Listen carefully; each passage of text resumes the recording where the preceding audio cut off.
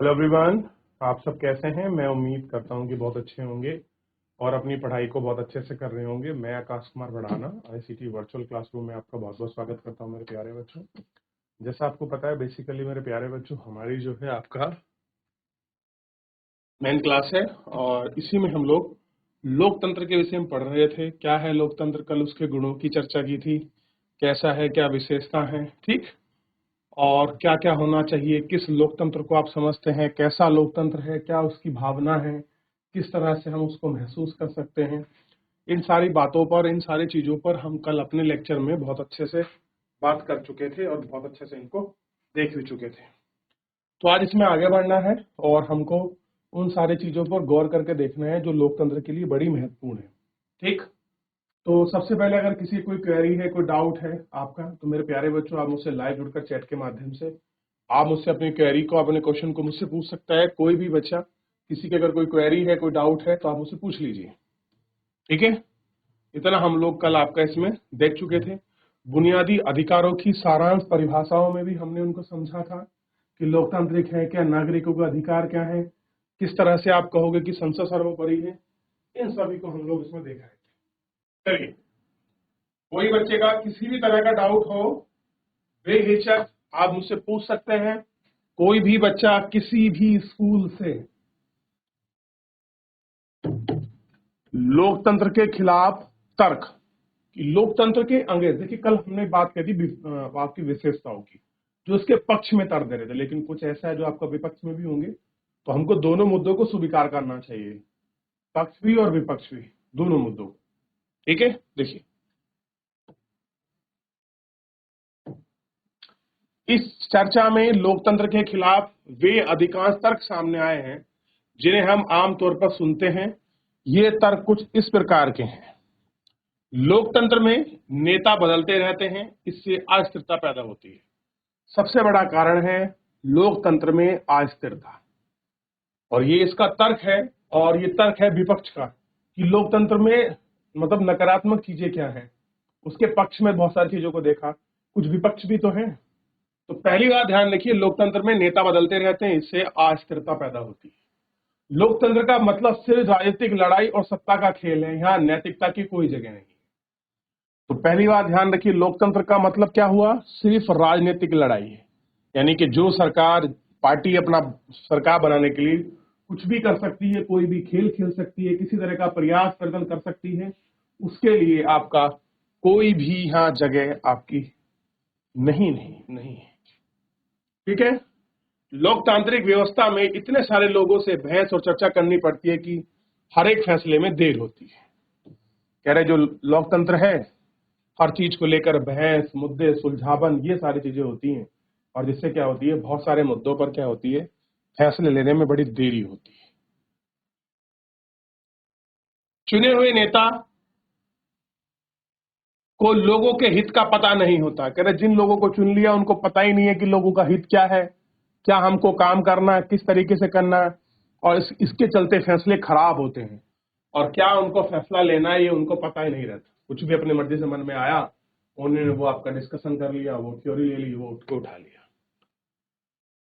लोकतंत्र में चुनावी लड़ाई महत्व और खर्चीली होती है, इसलिए इनमें भ्रष्टाचारी होती है। कैसे होते हैं ये, बड़े खर्चीले होते हैं, महत्वपूर्ण होते हैं, और ये बड़े आपके भ्रष्ट होते हैं। सामान्य लोगों को पता नहीं होता कि उनके लिए क्या चीज अच्छी है और क्या चीज बुरी है। तो जनरली अगर आप देखोगे 100 में से 80% लोगों को नहीं पता कि कौन सी चीज अच्छी है, कौन सी हमारे लिए बुरी है।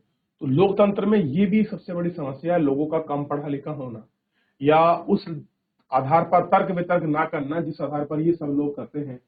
ये भी एक आपका समस्या का बहुत बड़ा जो कारण है, ये आपका बन जाता है। क्या बनता है, ये भी एक आपका समस्या का जो है कारण थोड़ा सा बन जाता है, और ये समस्या हमको यहाँ इसमें बड़ी आपकी दिखाई देती है। कह रहे क्या लोकतंत्र के खिलाफ कुछ और भी बातें हैं जो आपके मन में रह रही हैं? कुछ तो होगा जो आपको लगता होगा भैया लोकतंत्र में ये सारी चीजें होनी चाहिए। इसमें से कौन सा तर्क प्रमुख लोकतंत्र पर लागू होता है, इसमें कौन सा किसी तरह की सरकार सत्ता के दुरुपयोग करने के मामले में लागू नहीं हुआ है, इसमें से किस तर्क से आप सहमत हैं, यानी कौन सा तर्क है जिस पर आप विचार करेंगे। ठीक, और कह रहे हैं निश्चित रूप से ही लोकतंत्र सभी समस्याओं को खत्म करने वाली जादू की छड़ी नहीं है। आप सोच ले हमने लोकतंत्र लागू कर लिया और एक ऐसी जादू की छड़ी हमारे पास है जिससे हमारी सारी समस्याएं खत्म हो जाएंगी, तो भैया ऐसा कुछ भी नहीं होने वाला है। ठीक, तो पहली बात, डेमोक्रेसी कोई जादू की छड़ी नहीं है। चलिए इसमें हम बाद में बढ़ेंगे, पहले एक बात थोड़ा सा आप मुझे बताइए, जितने भी ये पॉइंट लिखाए गए हैं इसमें किसी का कोई डाउट या कोई पॉइंट है कि आपका विपक्ष में अगर उत्तर देना हो लोकतंत्र के, तो ये सारे मुद्दे आपको क्लियर हुए कि नहीं हुए? अब कह रहे हैं लोकतंत्र हमारे देश में दुनिया के हिस्सों से गरीबी को नहीं मिटाया है। कह रहे लोकतंत्र ने हमारे देश में या दुनिया भर में हिस्सों में जो गरीबी है वो आपका नहीं मिट पाई। जब लोकतंत्र की बात करें, लोगों का तंत्र है, लेकिन गरीबी हमारे यहाँ नहीं मिट पाई है। और जहां भी देश में ये सिस्टम है, जिस तरह की डेमोक्रेसी है, हमारे यहाँ गरीबी क्या है, ऐसे ही आपका बनी हुई है। तो मेनली जो आपका गरीबी है, तो ये थोड़ी एक समस्या का क्या है, कारण है और बनी हुई भी। चलिए, सरकार के स्वरूप में के तौर पर सिर्फ लोकतंत्र की सिर्फ बुनियादी चीजों को ही देख रहा है। कह रहे कि आज लोग अपने बारे में खुद फैसले कर रहे हैं। इसमें इस बात की गारंटी नहीं हो जाती कि सभी फैसले अच्छे होंगे।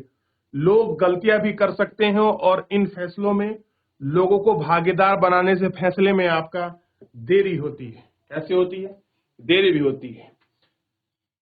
यहां भी सही है, लोकतंत्र में जल्दी ही नेतृत्व करने वाली परिवर्तन होगा। कई बार बड़े फैसले और सरकार की कुशलता पर भी आपका बुरा असर पड़ता है। बहुत बार क्या होता है, कुछ ऐसे काम होते हैं, कुछ डिस्कशन होते हैं, कुछ फैसले होते हैं, उन पर क्या होता है, बुरा जो असर है पड़ता है। इन तर्कों से यह लगता है कि लोकतंत्र का जो स्वरूप देखते हैं वह सरकार का आदर्श स्वरूप नहीं है। कह रहे जिस तरह का हम स्वरूप या स्ट्रक्चर्स आपका देखते हैं वो वास्तविक स्वरूप आपका नहीं है। पर वास्तविक जीवन में हमारे सामने सवाल यह नहीं होता कि वह यह सवाल क्या है, यह हमारे पास सरकार के स्वरूपों के विकल्प के रूप में बोला है। इसमें कोई लोकतंत्र किसी दूसरे लोकतंत्र से बेहतर है।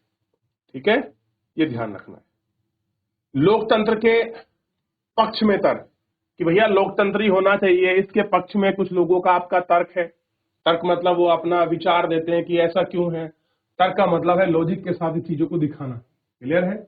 और वो उनको प्रस्तुत भी करते हैं, उनको दिखाते हैं। कह रहे चाइना में 1998 से 61 के दौरान बड़े अकाल में विश्व इतिहास का अब तक का सबसे भयावह अकाल था। कह रहे 58 से लेकर 61 के बीच दुनिया का सबसे बड़ा अकाल चाइना में पड़ा था। और कह रहे हैं कि इससे बड़ा कोई जो था अकाल जो था कोई था नहीं। करीब 3 करोड़ लोग भूखमरी से मर गए थे। उन दिनों भारत की आर्थिक स्थिति चीन से कोई अच्छी नहीं थी। फिर भी भारत में चाइना के समान अकाल और भूखमरी की स्थिति नहीं आई। अर्थशास्त्रियों का मानना था कि ऐसी दोनों देशों में सरकारी नीतियों के अंतर के कारण हुआ था। और कह रहे जो भूखमरी फैली थी, तो जो सरकारी नीति का जो डिफरेंसेस था, बेसिकली उनके कारण भूखमरी आई थी। भारत में लोकतंत्र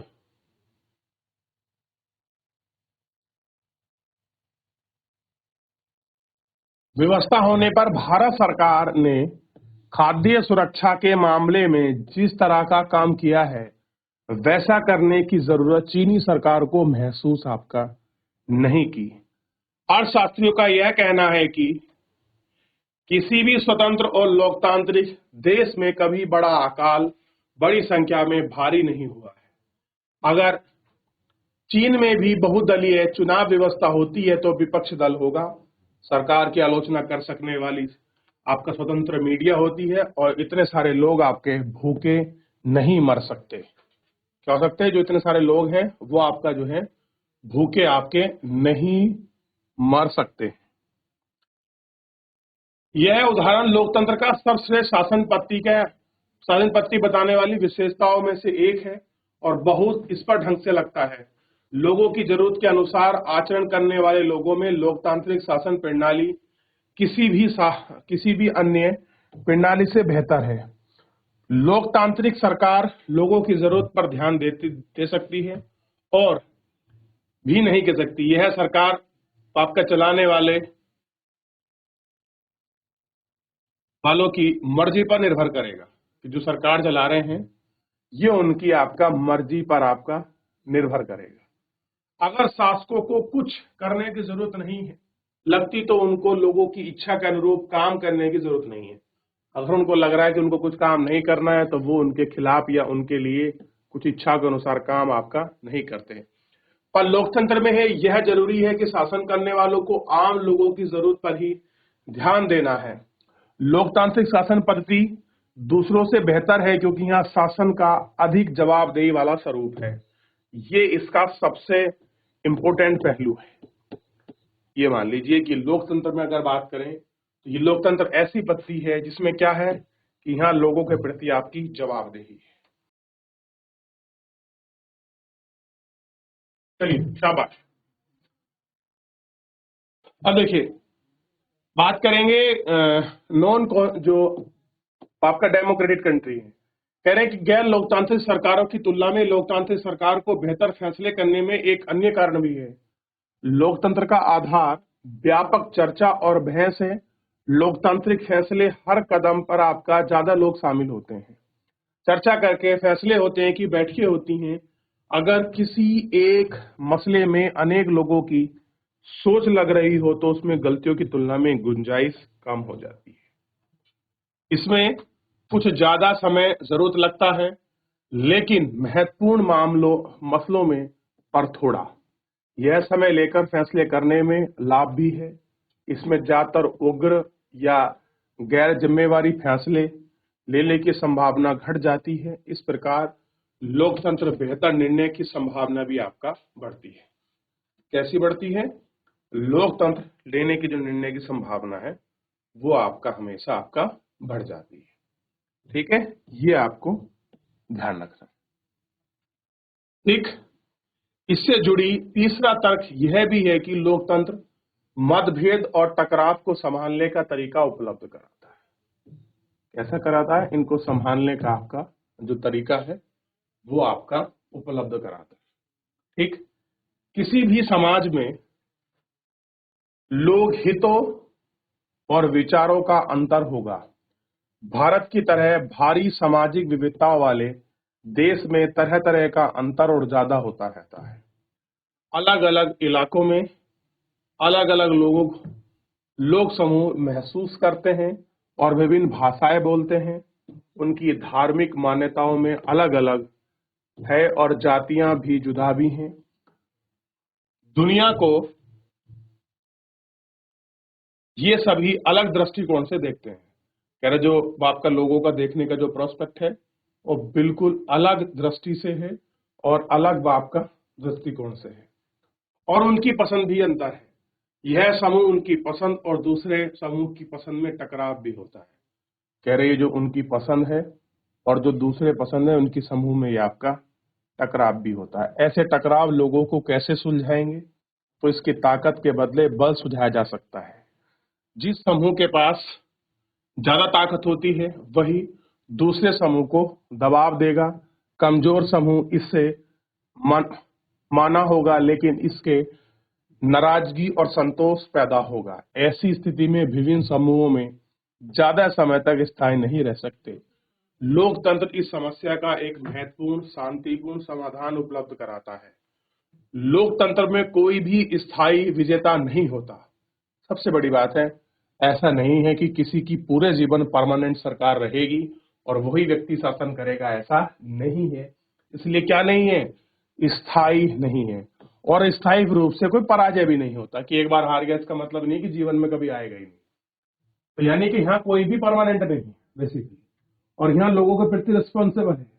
शांति को बढ़ावा देना उनकी प्राइम जिम्मेदारी, लोगों का हित करना, लोगों के प्रति जवाबदेही रखना, ये उनका प्राइम है। तो विभिन्न समूहों में एक दूसरे के साथ शांतिपूर्ण ढंग से रहते हैं।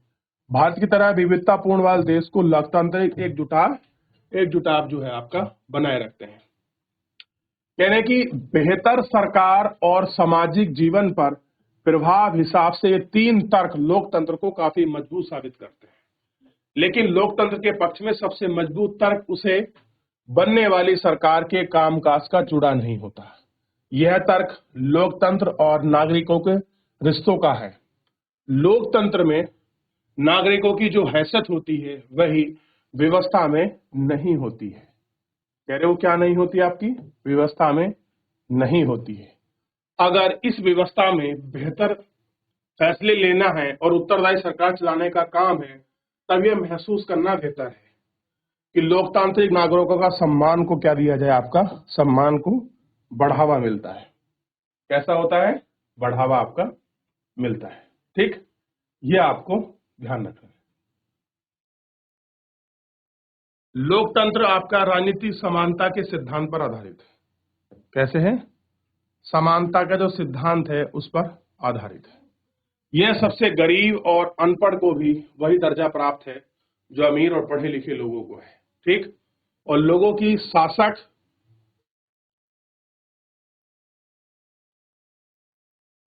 की प्रजा ना होकर खुद को अपने शासक, अगर वे गलतियां करते हैं तभी उनको खुद के लिए क्या है, जवाबदेही होती है। कैसी होती है? खुद के लिए आपका जवाबदेही होती है। ठीक, ये आपको थोड़ा सा इसमें ध्यान रखना। ठीक है ना? चलिए आगे बढ़ते हैं। कह रहे हैं कि लोकतंत्र के पक्ष में आखिर तक यह है कि लोकतांत्रिक व्यवस्था दूसरों से बेहतर है क्योंकि इनमें हम अपनी गलतियां ठीक करने का अवसर भी मिलता है। दूसरी बात है, ये और जितनी भी व्यवस्था है उनसे अच्छा ये है क्योंकि अगर कोई हम गलती करते हैं उसमें हमें अपनी गलती ठीक करने का मौका भी जो है इस लोकतंत्र के अंतर्गत हमको मिल जाता है। तो मुझे बताइए, आगे बढ़ने से पहले हम तब बढ़ेंगे जब हम यहाँ तक अपना इन सारी चीजों को देख चुके हैं, इन पर बात कर चुके हैं, इनको पढ़ चुके हैं। किसी का किसी प्रकार कोई क्वेरी, कोई डाउट आपका रह रहा है तो मुझसे पूछ लीजिए, फिर आगे बढ़ेंगे। देख लिया आप एक बार? देख लिया? तो यहाँ तक हम इतना इसमें आपका देख चुके हैं और बात भी कर चुके हैं। चलिए, तो लोकतंत्र में गलती सुधारने का भी मौका लोगों को अक्सर मिल जाता है, यही बात हम रख रहे थे। और देखिए, जैसा कि हमने ऊपर देखा है कि इस बात की कोई गारंटी नहीं है कि लोकतंत्र में कोई गलती नहीं हो सकती, यानी कि गलती हो सकती है, ऐसी कोई गारंटी कहीं नहीं गई है।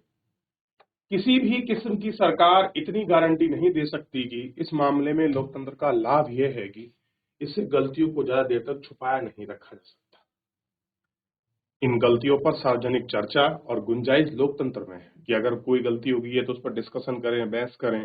ये गुंजाइश केवल लोकतंत्र में ही संभव है। कहने की इसका मतलब यह है कि ये कहा जा सकता है कि शासन समूह फैसला बदले आपके शासक में होता है। ठीक है, सब कुछ उसी के अंदर रखा गया है। और कह रहे हैं समूह को बदला भी जा सकता है और गैर लोकतांत्रिक सरकार में ऐसा नहीं किया जा सकता। चलें अब इस चर्चाओं को समेट लें। लोकतंत्र में सब जगह चर्चा नहीं देते, यह है सभी समस्याओं का समाधान है, लेकिन साफ तौर पर उन्हीं सभी दूसरी व्यवस्थाओं में बेहतर है जिन्हें हम जानते हैं कि दुनिया के लोगों को जिनका अनुभव है, अच्छे फैसलों के लिए भी तरह के अवसर उपलब्ध कराता है। इससे लोगों की इच्छाओं का सम्मान किया जाना चाहिए। संभावना है कि इनमें अलग अलग तरह के लोग ज्यादा बेहतर ढंग से साथ साथ रह सकते हैं। अलग ही यह है कि इनमें कुछ करने की असफलता रहता है, तभी हम इनमें गलती सुधारने की संभावना है और इन सभी नागरिकों को ज्यादा सम्मान मिले और इसी की वजह से लोकतंत्र में अच्छा शासन व्यवस्था भी आपका माना जाता है। कैसा है? इन सभी में आपकी अच्छी शासन व्यवस्था आपकी मानी जाती है। ठीक, आप इसमें देखेंगे लोकतंत्र का बृहद स्तर का अर्थ कि बड़े पैमाने पर कैसे आप लोकतंत्र को मापते हैं, कैसे आपका लोकतंत्र को आपका देखते हैं। इस पर हम बड़े अच्छे रूप से आपकी चर्चा करेंगे और एक एक करके सारा डिस्कशन पॉइंट इन सभी मुद्दों पर हम लोग आपका देखेंगे। चले आगे बढ़ते हैं। कह रहे हैं कि इस अध्याय में हम लोकतंत्र की एक सीमित और वितरणात्मक शैली पर चर्चा करेंगे, यानी डिस्क्रिप्टिव फॉर्म में। और कह रहे हैं हमने शासन के स्वरूप को आमतौर पर लोकतंत्र को समझेंगे लोकतंत्र की इस प्रकार की व्याख्या हम न्यूनतम विशेषता गुण को पहचान कराती है, ठीक, जो लोकतंत्र की जरूरत है। और हमारे समय में लोकतांत्रिक का सबसे आम रूप है प्रतिनिधित्व वाला लोकतंत्र है। हम जिन देशों में लोकतंत्र को ही बात करते हैं वही सभी लोगों का शासन आपका नहीं चला सकते। सभी लोगों की तरफ से बहुत कम को बहुमत को फैसले का अधिकार होता है। यह बहुत कम बहुमत का शासन है, चलते हैं बहुमत का शासन ही चुने हुए प्रतिनिधियों के माध्यम से होता है। कह रहे जो आपके चुने हुए प्रतिनिधि हैं उनके माध्यम से होता है, क्योंकि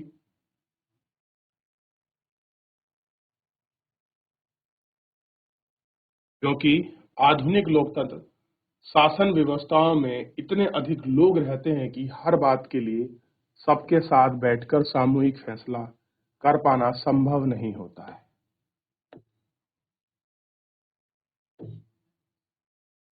अगर आप यह संभव हो कि हर किसी नागरिक के पास हर फैसले के लिए भाग लेने का समय, इच्छा, योग्यता और कौशल नहीं है, कह रहे आप हर किसी को शामिल भी नहीं कर सकते, ना इतना समय है, ना इतनी इच्छा है, ना इतने लोगों में कौशलता है कि हर की चीज के लिए आप लोगों को पार्टिसिपेट करें।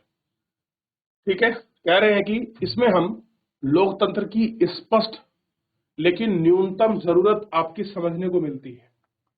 इस प्रकार से हमें लोकतंत्र और अलोकतांत्रिक सरकारों का अंतर करने में मदद मिलेगी, लेकिन हमें इसमें एक सामान्य लोकतंत्र अच्छे लोकतंत्र के बीच में क्षमता करने को नहीं है। इससे लोकतंत्र की सरकारों पर जाकर उसको समझ पाते हैं। इसमें लोकतंत्र के बेहतर जो बड़ा आकार है उसको समझने के लिए हमको इनका प्रयास करना चाहिए और हमको समझना होगा कि आखिरकार ये किस प्रकार का लोकतंत्र है और इसके मीनिंग और मायने हम लोगों को देख लें। चलिए, तो फिलहाल मेरे प्यारे बच्चों, आज हम इसमें इतना ही देखेंगे।